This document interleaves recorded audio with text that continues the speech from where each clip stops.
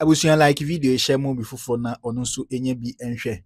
Ye nyina be kai a abra owura John Mahama eye campaign se opese obedi Ghana man so no share Ghana fo nyina abo se oba 24-hour economy na ode eba e ma no to Ghana mabunu bebre trimu se we de oman ebe ye abrochire e ma omo to abama ne se hwi enya asem ketwa.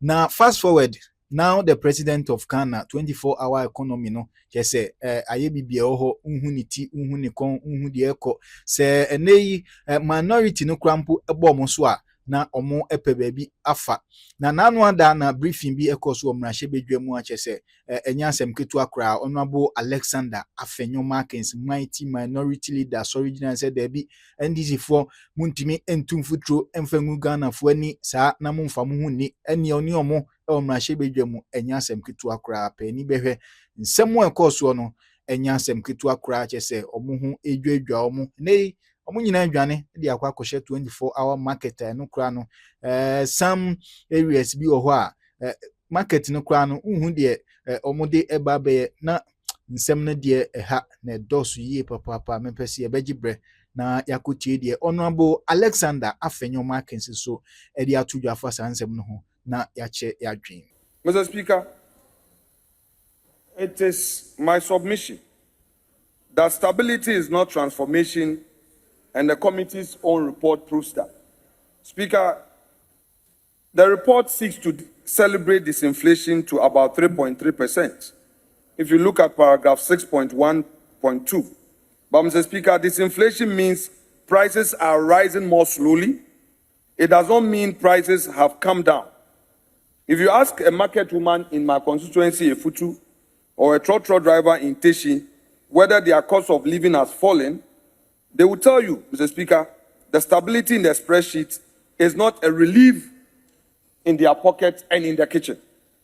Mr. Speaker, I also want the record to reflect where this journey began.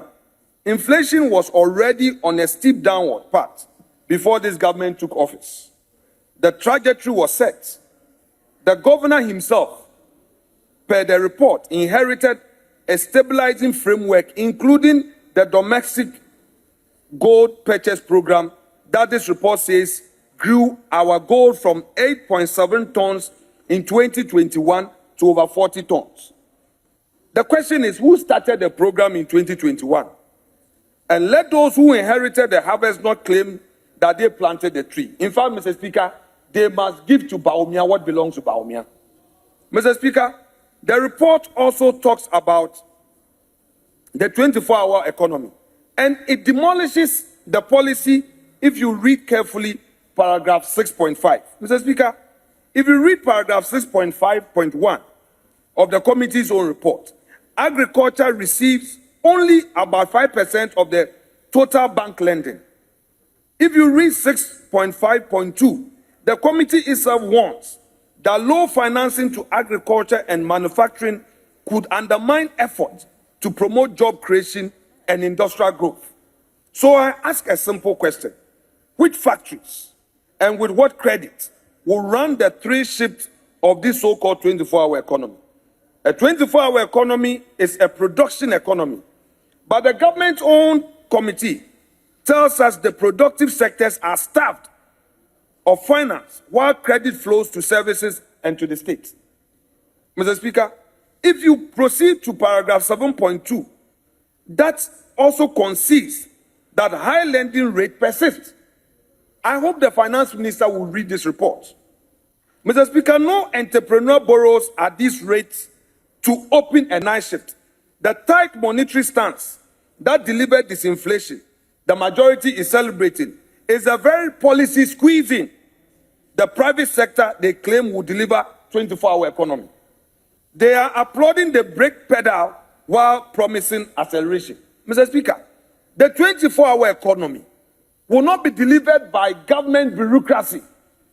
It will be delivered by the private sector. Yet the private sector is not receiving the necessary incentive.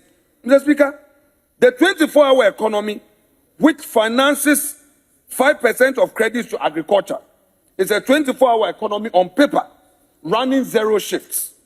Mr. Speaker, what the report does not tell the House, the cost of the applause. The governor told the committee his presentation will cover the financial implications of these policy actions for the bank's balance sheet. Yet, the observations are silent on it. Why? Because the Bank of Ghana audited accounts show staggering losses and a deep negative equity. If we are adopting a report commending the bank, this house deserves the full balance sheet, not the flattering half. Mr. Speaker, the committee itself, at paragraph 6.3.4, again felt compelled to demand transparency in reserve management decisions, including conversion of gold holdings. When a committee chaired by the majority feels the need to write that sentence, Mr. Speaker, it is telling us something politely that we should plainly know. Show us the books. Mr. Speaker, at paragraph 6.6, the committee admits the whole edifice rests on commodity prices and geopolitics.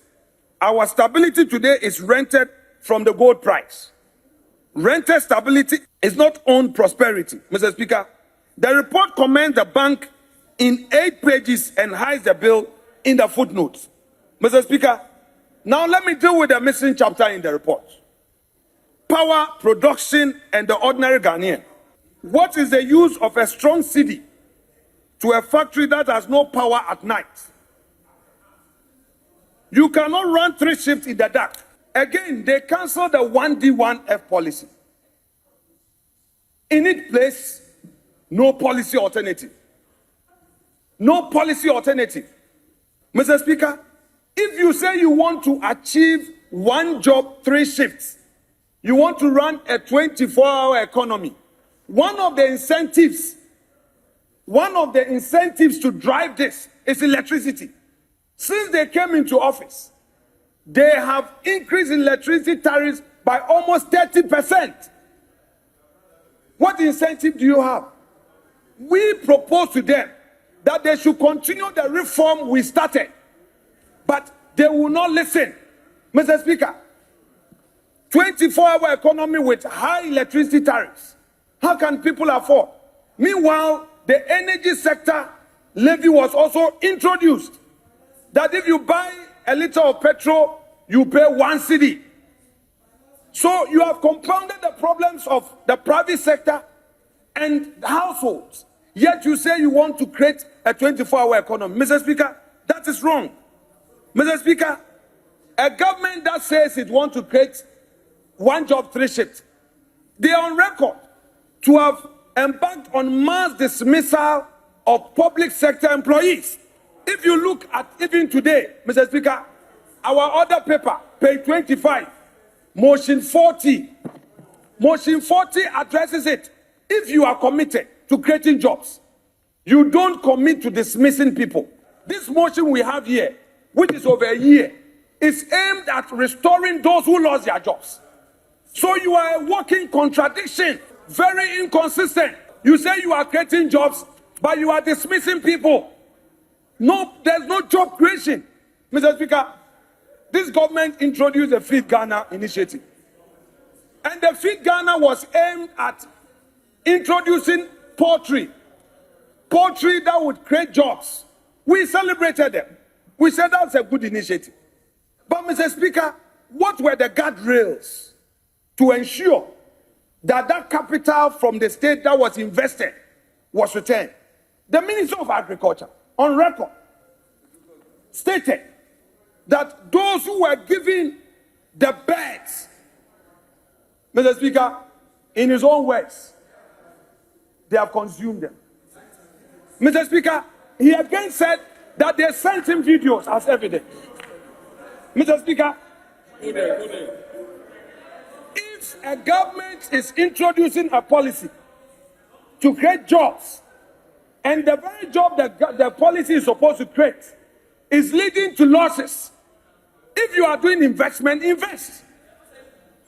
Don't invest in consumption. Invest in a project that will bring you returns. So you went to share beds to your party members to consume them. The broilers were never sold. Mr. Speaker, A friend from Choco told me that I made a warfare, Mr. Speaker. In other words, as the minister said, they've eaten it.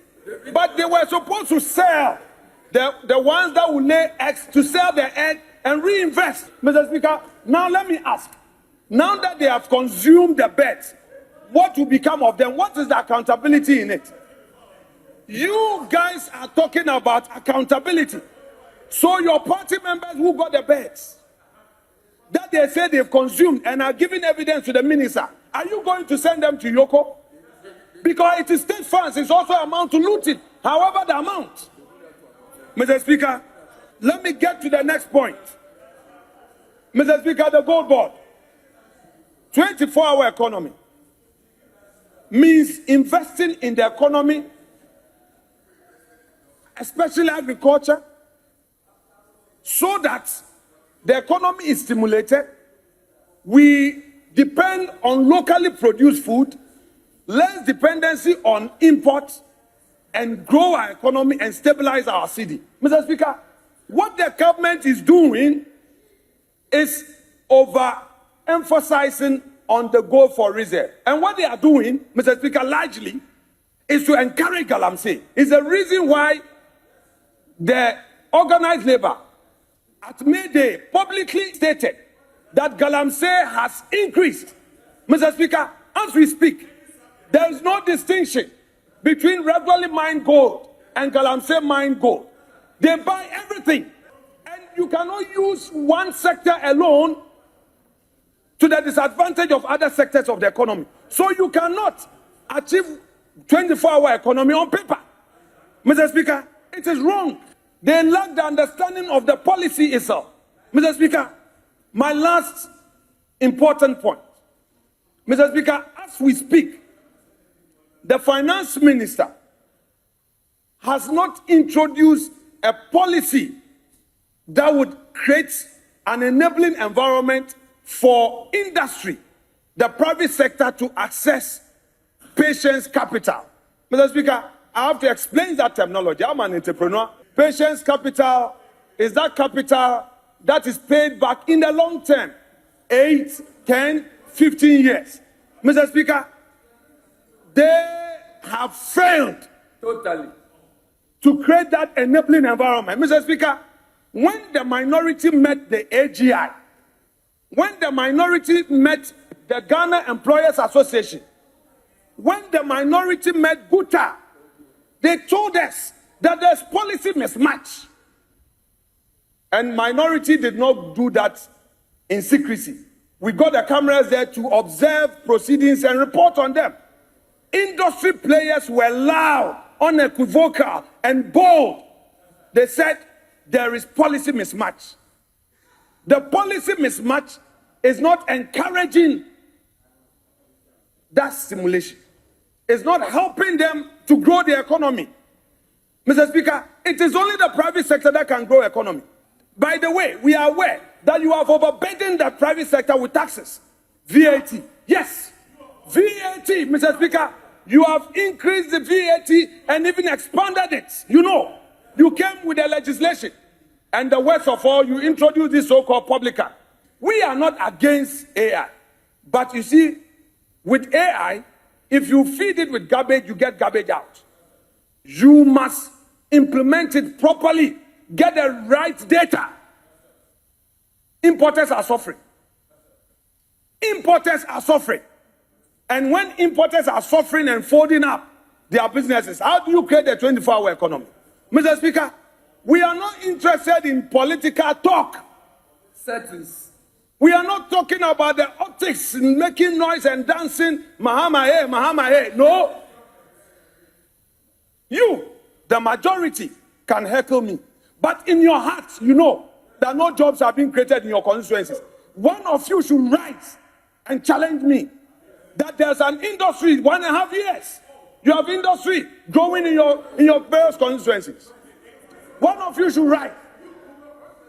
One of you should rise and tell me the number of jobs created for the youth who supported you in the campaign. Even recruitment into security services, you couldn't get your protocol. They couldn't help you. Then you come and heckle the minority leader who is speaking for you and speaking for the private sector. You better commend me. Mr. Speaker, I want you not just to talk about 24-hour economy on paper. Mr. Speaker, I speak boldly and passionately because I am a private sector player. I meet my industry friends and they tell me the story and I know it. We are paying too much taxes. There's no incentive. You bring in equipment, raw materials, and there's no incentive. Mr. Speaker, I am telling my colleagues that beyond the debates, let's face the reality. It is not the partisanship here. This report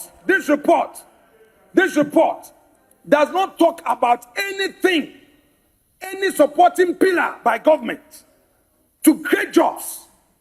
You are sacking people. One way at achieving this 24-hour economy is to reform our economy. You brought a minister. I vetted that minister. That woman has become redundant. Mr. Speaker, that ministry is redundant. You are not pursuing any reform. And when the government announced that it was introducing 1 job, 3 shifts, the youth of the country were happy and expectant. To the extent that the youth relied on that promise and voted the government in, a legitimate expectation was created. Mr. Speaker, to the extent that the youth of this country rely on that promise and voted for this government, a legitimate expectation arose. It is our duty as minority to remind government that you cannot talk on the political platform, get the power and resolve. You can't resolve. Ensure that your policies are well anchored on your own promises. Mr. Speaker, these promises that you made, you thought you were just making the promises. After getting power, you get away with it. You cannot get away with it. However, our numbers, we are just 87. But our voices are strong. We've done good research. We can remind you of the promises and let Ghanaians know that you misled them and that you don't walk the talk. Even your own 189, you cannot create an enabling environment for their constituents. Mr. Speaker, I will conclude by saying that this report before this House is a wake-up call to government itself. Honorable Eric Afo, my respected colleague who signed this report with a hard-working clerk, what they have done must be a wake-up call to government. Simply put, when you read this report, it tells of a simple story: failure by government to implement its own policy. The women banking, you said the women, you give them credit. The credit was supposed to be an incentive for this 24-hour economy. You have 40 women on your side. They go to their constituencies. The women ask for the loans. You have 40 women on the majority side. When they go to their constituencies, the women in their constituencies are demanding for the loan. The credit facility, the market women, they all want money to trade. And you sit here, point of order. Eh? When you recently visited Jubilee House, we thought there was going to be warfare. It was only talk. Promise, and qua. They didn't do anything for you. So you and I are the same. We are the same. Mr. Speaker, we say that if there is going to be 24-hour economy, it shouldn't be just talk. Create the jobs. The foot soldiers who fought for you at the police station, they are suffering. They are hungry. That's why they are. And then you are bringing here, you say they shouldn't eat the birds. They've eaten them. Honorable Minority Leader. Mr. Speaker, to conclude, we want the government to sit with us because, Mr. Speaker, issues of employment is a national issue. And in fact, inability of government to resolve unemployment issue becomes a security issue. So it is the promise of the minority that should government call upon us to sit around the table to discuss a true policy to create jobs, Mr. Speaker, we are more than willing. Mr. Speaker, we would encourage them and also advise them that in doing so, don't create any impression that will put doubts on the minds of investors, especially on rule of law, like the way you've arrested Miracle Abuaji, keeping him for 3 days. Mr. Speaker, it's against the rule of law.